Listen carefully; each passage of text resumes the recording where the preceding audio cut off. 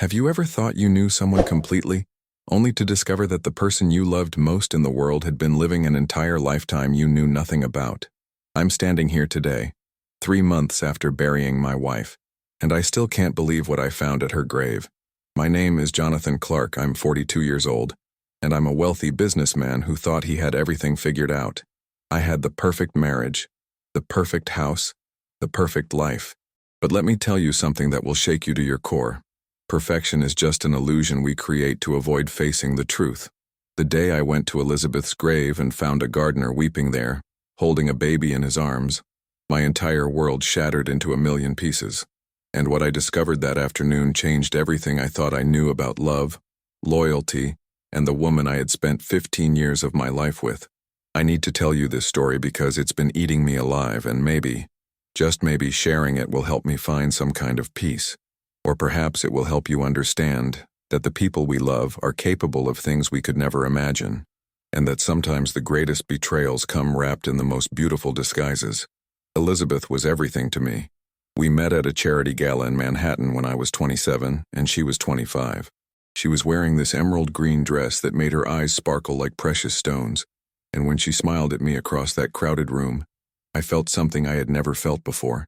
It wasn't just attraction, though God knows she was beautiful. It was this sense of recognition, like my soul had been waiting for hers for centuries. I know that sounds dramatic, maybe even foolish, but that's exactly how it felt. We married a year later in a small ceremony in the Hamptons, surrounded by close friends and family. I remember standing at that altar, looking into her eyes and thinking that I was the luckiest man alive. She promised to love me forever, to stand by my side through everything, and I believed her with every fiber of my being. How could I not? She was gentle, kind, compassionate. She volunteered at children's hospitals. She donated to countless charities. She spent her weekends helping at the local animal shelter. Everyone who knew Elizabeth loved her. She had this way of making you feel like you were the most important person in the world when she talked to you. Her laughter could light up the darkest room, and her touch could calm any storm raging inside me. We built an incredible life together. My business ventures were successful. We traveled the world. We had everything money could buy. But what I treasured most wasn't the wealth or the luxury. It was the quiet moments. Sunday mornings when we'd lie in bed, her head on my chest, talking about our dreams for the future. The way she'd squeeze my hand 3 times to say I love you when we were in public. The notes she'd leave in my briefcase before important meetings, telling me she believed in me. Those were the moments that made me feel truly rich. We tried for years to have children. Elizabeth wanted to be a mother more than anything in the world. I watched her heart break month after month when the tests came back negative. We went through 3 rounds of IVF, each one more emotionally devastating than the last. The doctors told us it wasn't going to happen, that we needed to accept this reality and move on. I suggested adoption, surrogacy, anything to see that maternal light return to her eyes. But Elizabeth became withdrawn. She said she needed time to process everything, to grieve the future she had imagined for us. I gave her that space because I loved her, because I thought I was being supportive. Now I realized that space was where all the secrets grew.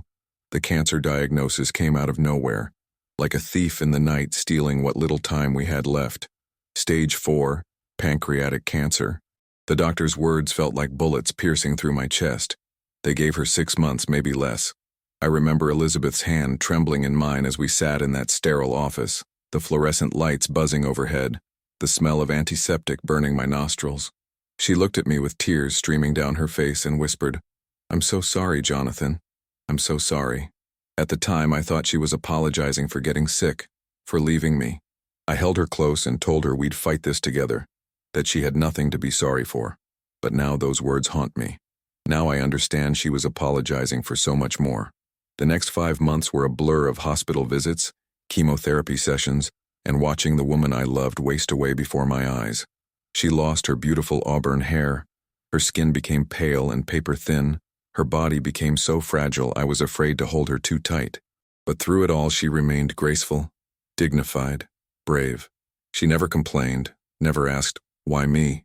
She just kept saying she loved me, over and over again, like a prayer she needed me to remember. Toward the end, she became delirious from the pain medication. Sometimes she'd call out names I didn't recognize, talk about places we'd never been together. The nurses said it was normal, that the drugs made patients confused. I sat by her bedside day and night, holding her hand, telling her stories about our life together, reminding her of all the beautiful moments we'd shared. On her last day, she was lucid for a brief moment. She looked at me with those green eyes, now clouded with pain and something else I couldn't identify, and said, "Promise me you'll forgive me, Jonathan. Promise me you'll understand that I loved you more than anything, even if it doesn't seem that way. Promise me you'll find happiness again." I promised her everything she asked for because I would have promised her the moon if she'd wanted it. She died that evening as the sun was setting, her hand in mine, a single tear rolling down her cheek. I like to think she found peace in those final moments, but the truth is I'll never know what was going through her mind. The funeral was attended by hundreds of people, colleagues, friends, family members, people from the charities she supported. Everyone had stories about how Elizabeth had touched their lives, how she had made the world a better place. I stood there in my black suit, accepting condolences, shaking hands, playing the role of the grieving widower. And I was grieving, make no mistake about that. The pain of losing her was like a physical wound that wouldn't heal. I moved through the following weeks like a ghost haunting my own life. The house felt empty without her laughter, without her presence. Her clothes still hung in the closet, her perfume still sat on the bathroom counter. Her books were still scattered around the living room exactly where she'd left them. I couldn't bring myself to move anything. It was like if I kept everything in place, maybe she'd walk through the door one day and everything would go back to normal. I threw myself into work, trying to outrun the grief that chased me everywhere I went. But late at night, alone in our bedroom, the sorrow would catch up with me and I'd cry until there were no tears left.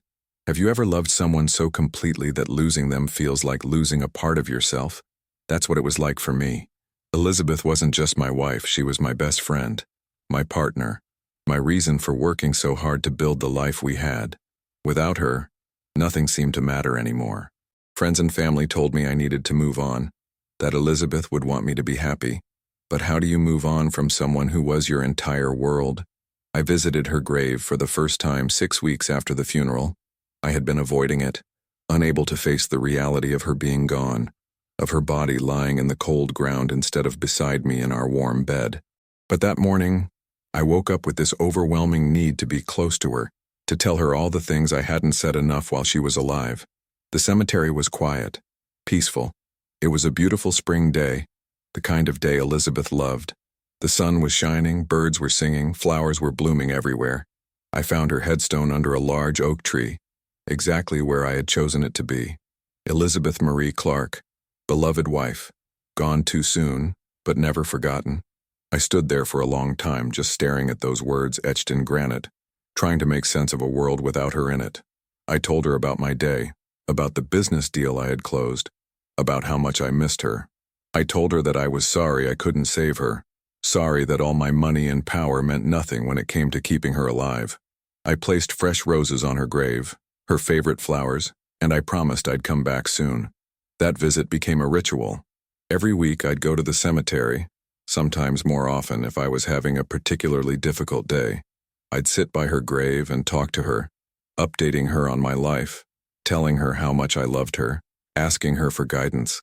It sounds crazy, I know, but it brought me comfort. It made me feel like she was still somehow part of my daily life. Then came that day 3 months after her death, the day that changed everything. It was a Tuesday afternoon, unusually warm for early autumn. I had left work early, feeling restless and melancholic. I decided to visit Elizabeth's grave, maybe because I needed to feel connected to her, maybe because I was desperately searching for answers to questions I didn't even know how to ask. As I approached her grave, I saw someone there, a man kneeling in front of her headstone. At first I was annoyed. This was my wife, my time with her, and this stranger was intruding on my grief. But as I got closer, I noticed something that made my blood run cold. The man was weeping, his shoulders shaking with sobs that seemed to come from the very depths of his soul. And in his arms, wrapped in a blue blanket, was a baby, a tiny infant who couldn't have been more than a few months old. My first thought was that this must be some kind of mistake, that this man had come to the wrong grave. But then I heard him speaking, and the words he said made my heart stop beating. "I'm so sorry, Elizabeth," he whispered, his voice breaking with emotion. "I'm so sorry I couldn't protect you. I'm so sorry you're not here to see him grow up. He has your eyes, you know. Every time I look at him, I see you. I stood frozen, unable to move, unable to breathe, unable to process what I was hearing. This man knew my wife. This man was apologizing to her. This man had a baby who had her eyes. The world started spinning around me, and I had to grab onto a nearby tree to steady myself. Who was this man? What was his connection to Elizabeth? And more importantly, whose baby was he holding? The gardener, I later learned his name was Miguel Santos, must have sensed my presence because he turned around. His face was tear-stained, his eyes red and swollen from crying. He was younger than me, maybe in his early 30s, with dark hair and kind features. When he saw me standing there, the color drained from his face. He knew who I was. I could see the recognition in his eyes, followed immediately by fear and something that looked like guilt. "Mr. Clark," he said, his voice barely above a whisper. He stood up quickly, cradling the baby protectively against his chest. "I didn't know you were coming. I'm sorry. I'll leave." But I couldn't let him leave. Not now. Not when he clearly knew something about Elizabeth that I didn't. Not when he was standing at my wife's grave with a baby who supposedly had her eyes. My voice came out harsher than I intended, sharpened by confusion and a growing sense of dread. "Who are you? How did you know my wife?" Miguel looked down at the baby in his arms, then back at me. I could see him struggling with something, weighing his options, deciding how much to tell me. The silence stretched between us, heavy with unspoken truths. Finally he spoke, and his words were like a knife twisting in my already broken heart. "Mr. Clark, I think we need to talk, but not here. Not like this. Your wife, she made me promise not to tell you, but I can't keep carrying this alone anymore. You deserve to know the truth." The truth. What truth could this stranger possibly tell me about the woman I had spent 15 years of my life with? What secrets had Elizabeth been keeping? And why did this baby, this innocent child sleeping peacefully in Miguel's arms, feel like the answer to questions I was terrified to ask? We agreed to meet at a coffee shop near the cemetery. The entire drive there, my mind was racing with possibilities, each one more disturbing than the last. Was this man Elizabeth's lover? Was the baby hers? Had she been living some kind of double life I knew nothing about? The thought made me physically ill, but I forced myself to stay calm, to hear what Miguel had to say before jumping to conclusions. The coffee shop was nearly empty, just a few people scattered at different tables, absorbed in their laptops and conversations. We sat in a corner booth, away from everyone else. Miguel had the baby carrier with him, and I couldn't stop staring at the child.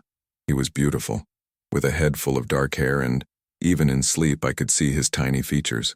My hands were shaking as I wrapped them around my coffee cup, trying to ground myself in something solid, something real.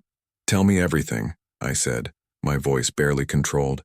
"And don't leave anything out. I need to know." Miguel took a deep breath, and I could see tears forming in his eyes again. He looked at the baby, then at me, and I knew that whatever he was about to say would destroy the image I had of my marriage, of my wife, of everything I thought I knew about my life. "Mr. Clark? I worked as a gardener at the botanical gardens where your wife volunteered.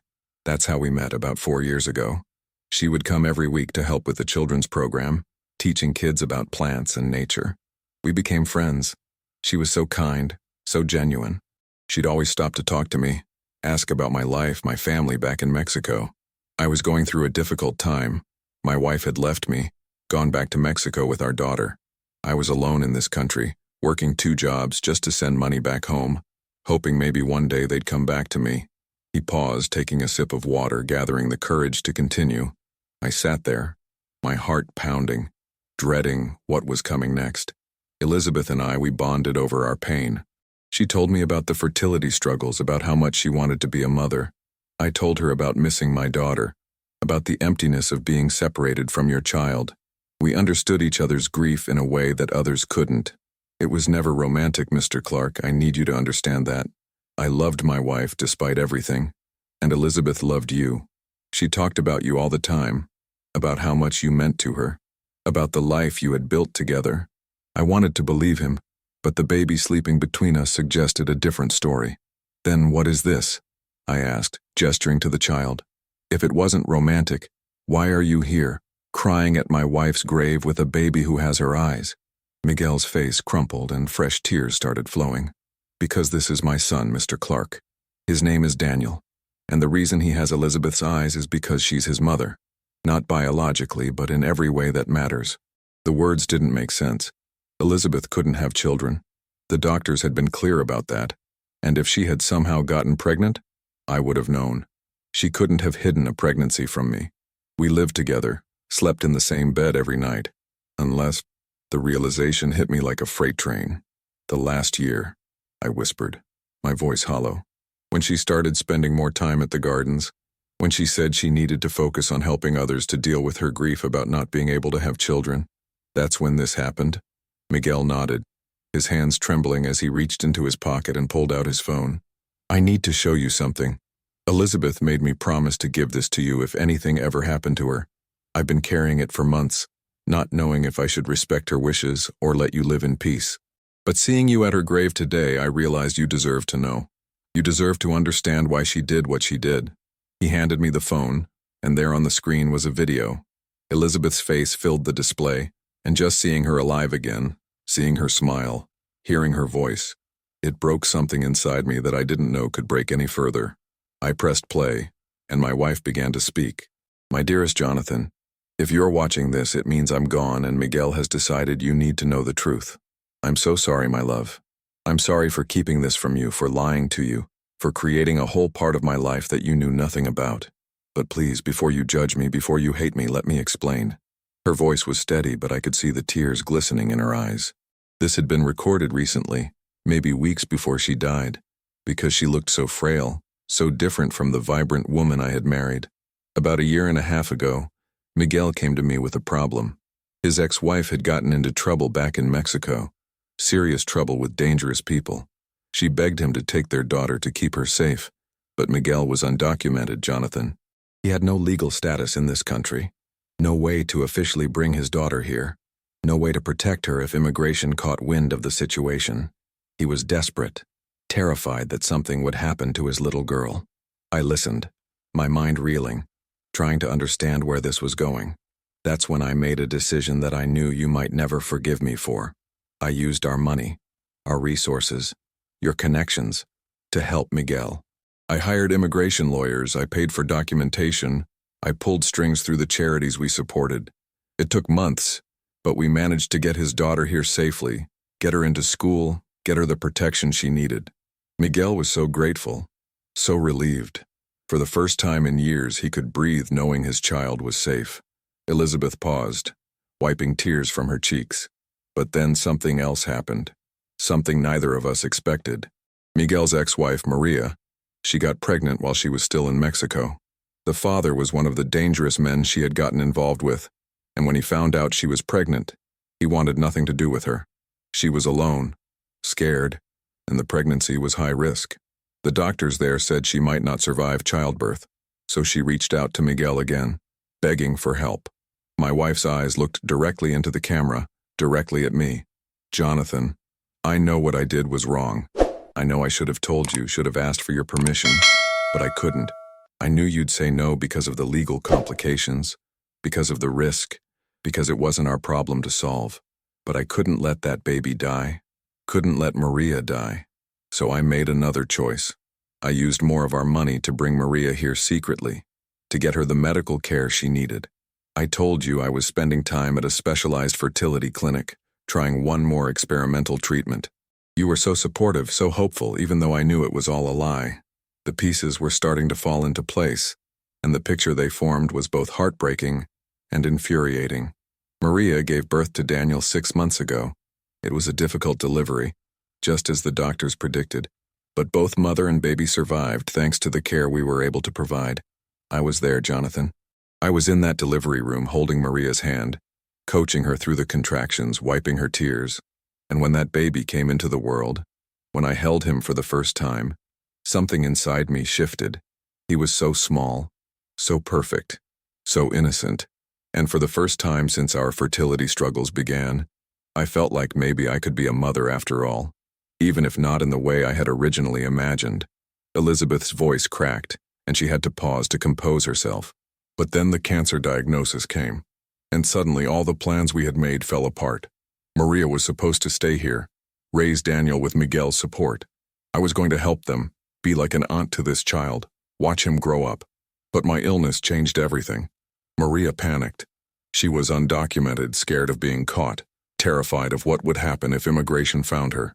Against Miguel's wishes, against my advice, she fled back to Mexico 2 months ago, leaving Daniel with his father.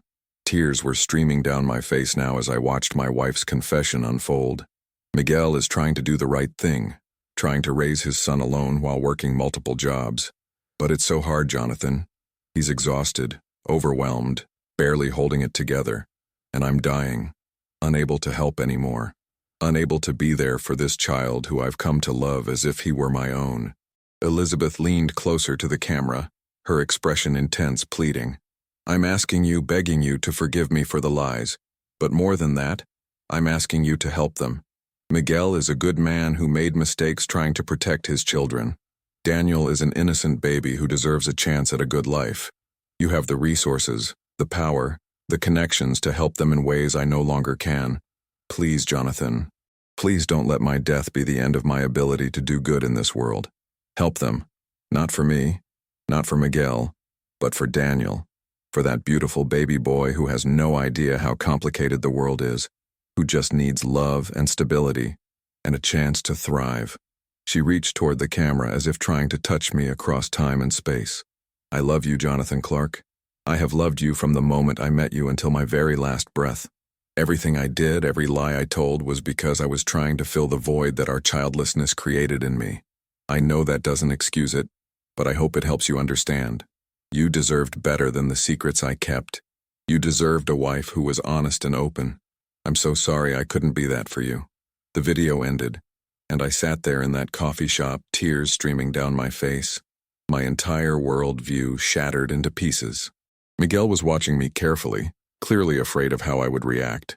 The baby had woken up and was making soft cooing sounds, completely oblivious to the emotional devastation happening around him.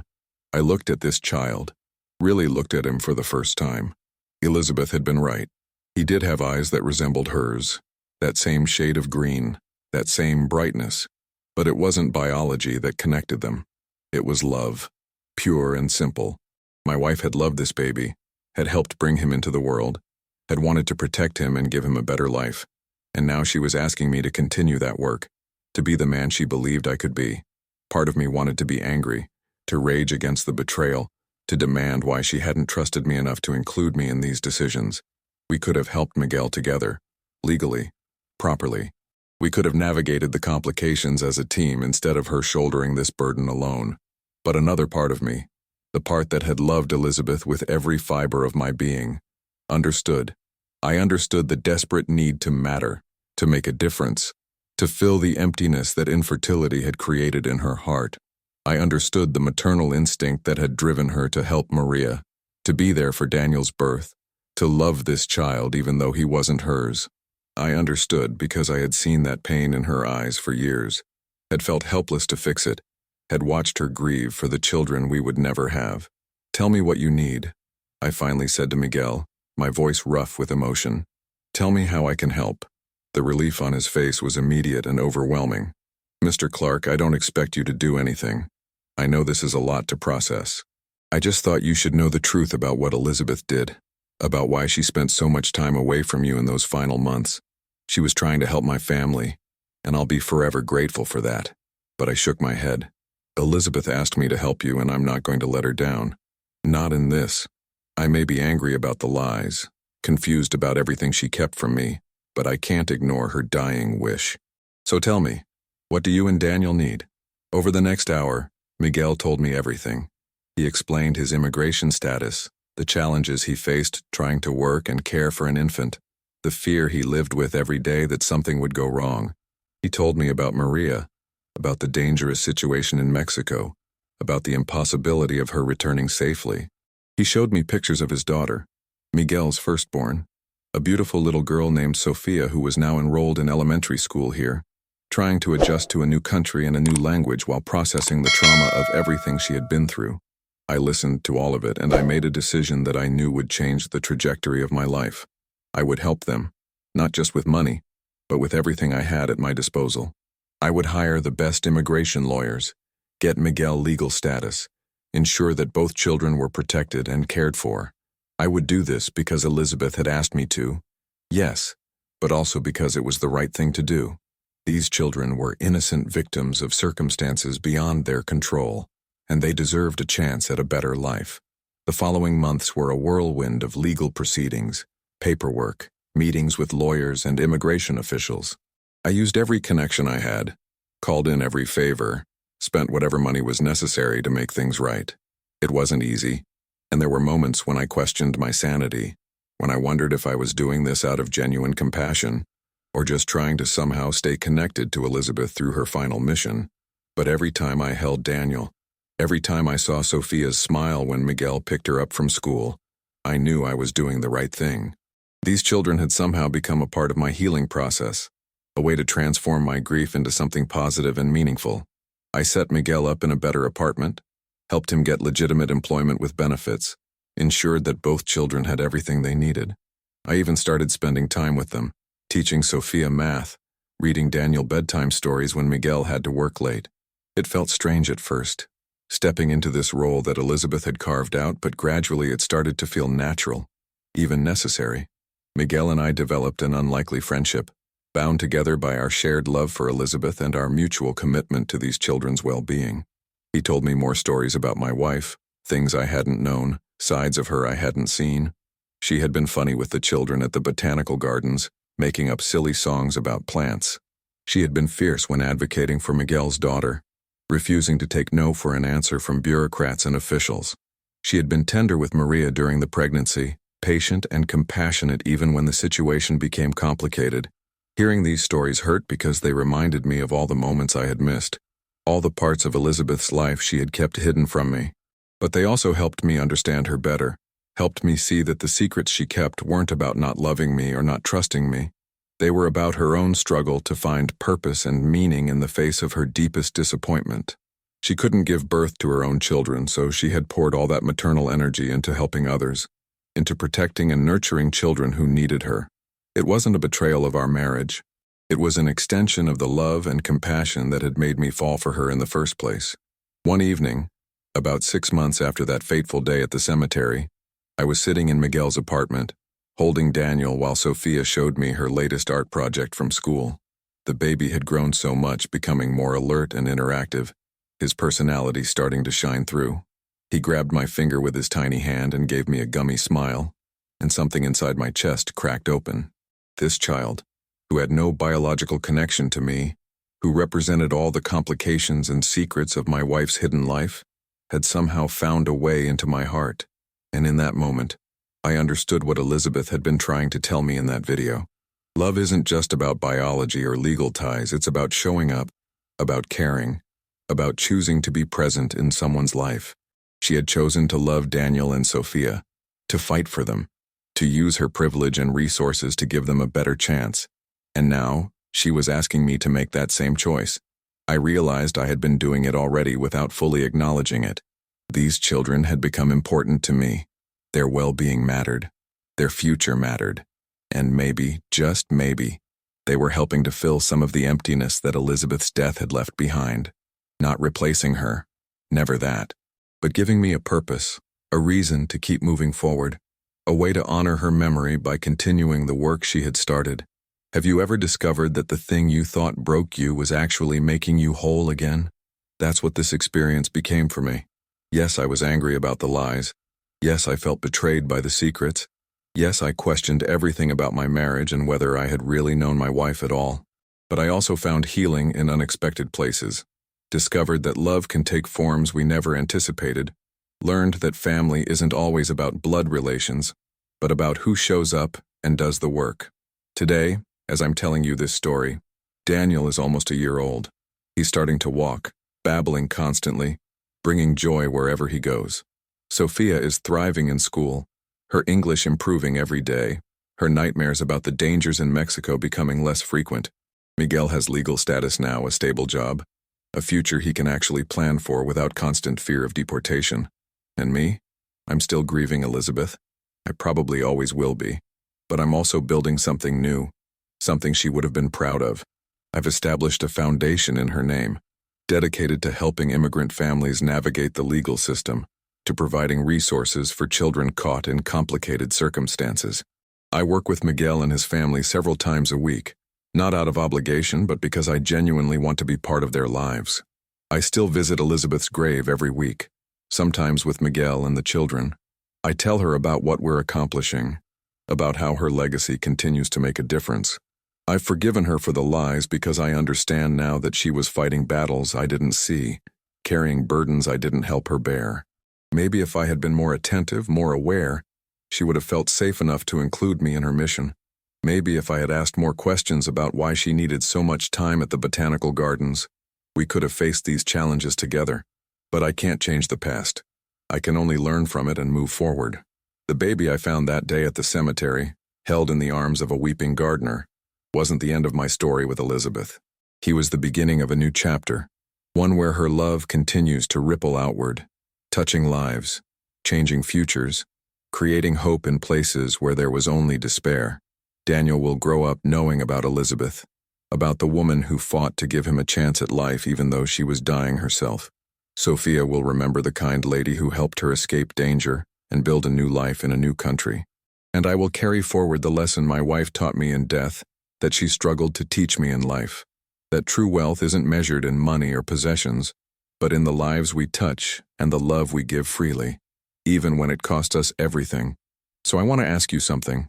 Have you ever been through a situation where discovering a painful truth actually set you free? Have you ever found healing in the most unexpected places? Share your thoughts in the comments below, because I'd love to hear about your experiences with forgiveness, with finding purpose after loss, with learning to love again in ways you never expected. And if this story touched your heart, if it made you think differently about secrets and sacrifice and the complicated nature of love, please hit that like button. It really helps support the channel and allows me to keep sharing these deeply personal stories with all of you. Make sure to subscribe to Through My Eyes for more real stories about life's most challenging moments and how we find the strength to overcome them. Hit that notification bell so you never miss a new story, because trust me, the journey doesn't end here. There are more truths to uncover, more lessons to learn, more ways that life surprises us when we least expect it.